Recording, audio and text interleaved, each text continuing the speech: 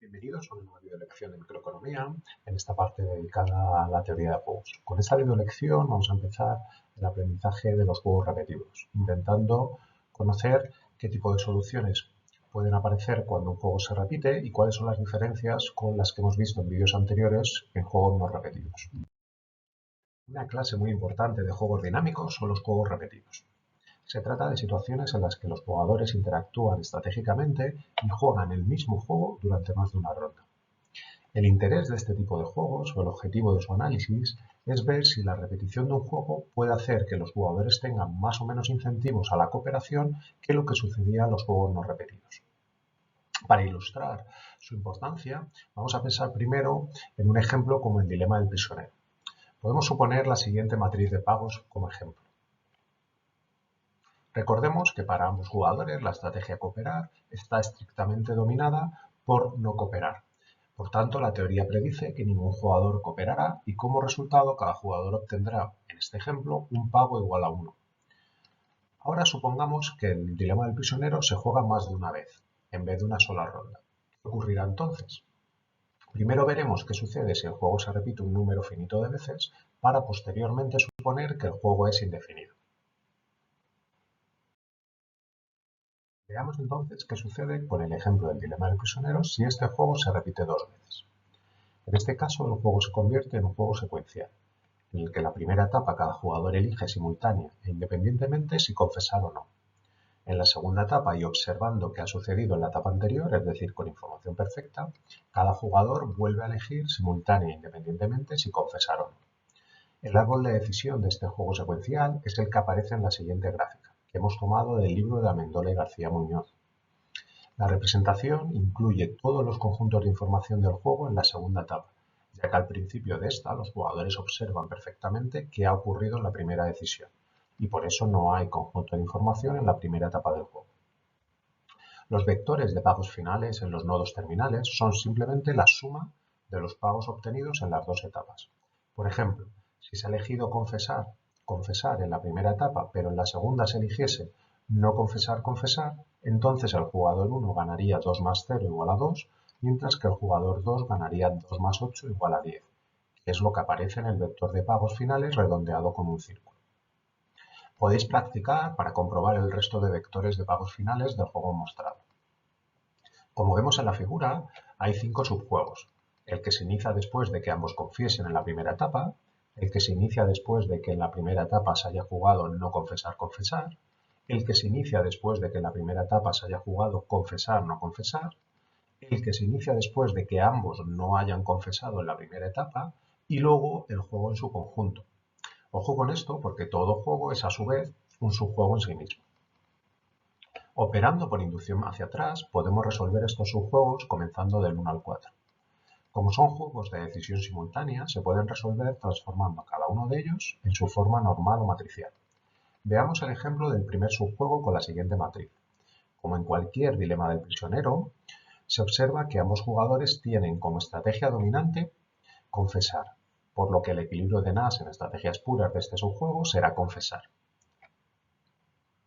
Podéis comprobar que en los subjuegos 2, 3 y 4 el resultado sería el mismo, ambos confesando.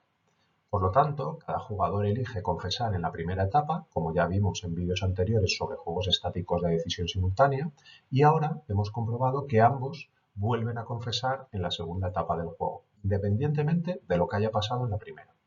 Esto es importante. Los jugadores no aprenden de sus errores previos, al menos no si esta repetición es finita. Intuitivamente, los jugadores anticipan que ambos confesarán en la última etapa, independientemente de lo que sucediera antes.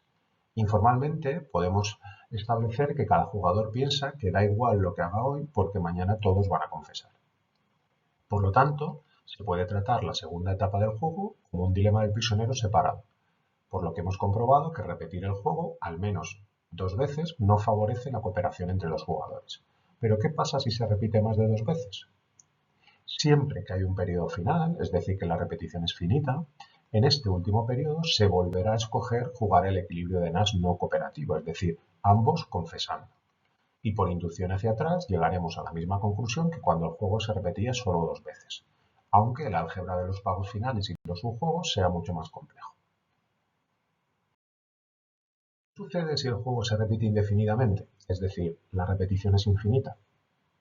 El mismo análisis puede realizarse asumiendo solo que la interacción es tal que siempre exista cierta probabilidad suficientemente grande de volver a jugar otra ronda.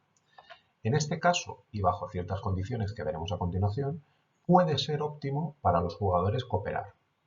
Más precisamente, existe un equilibrio del juego repetido donde los jugadores cooperan recíprocamente, es decir, cooperan solo si el otro coopera. En este equilibrio, cooperar es una mejor respuesta, ya que aunque supone una pérdida en el presente, esta quedará compensada por las ganancias futuras, siempre que, como veremos luego, las ganancias futuras se valoren lo suficiente frente a las pérdidas presentes. Para que aparezca la cooperación, los jugadores no pueden saber cuándo acaba el juego con certeza. A continuación formalizaremos estas ideas. Existen varias maneras de modelizar este tipo de juegos repetidos. Nosotros consideraremos una de ellas, pero pueden consultarse otras en otros libros o referencias citadas. En concreto, supondremos que el jugador valora toda utilidad futura con cierto descuento. En concreto, en el momento t, una utilidad de u en el periodo t más i, en la ronda t más i se valorará con un descuento que llamaremos delta i, donde delta estará entre 0 y 1. Por consiguiente, una sucesión de pagos de utilidades en periodos futuros se valora en el momento actual según la siguiente ecuación.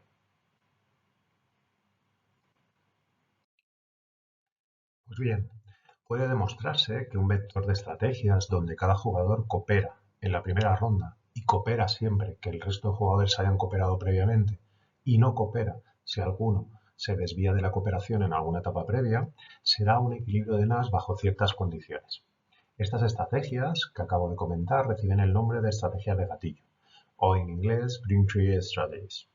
Este nombre viene del hecho de que cualquier desviación de la cooperación por parte de alguno de los jugadores activa o engatilla un castigo máximo para siempre, a partir de ese momento, en el cual se vuelve al equilibrio de Nash de la versión no repetida del juego, que es lo que se conoce con el nombre de reversión de Nash.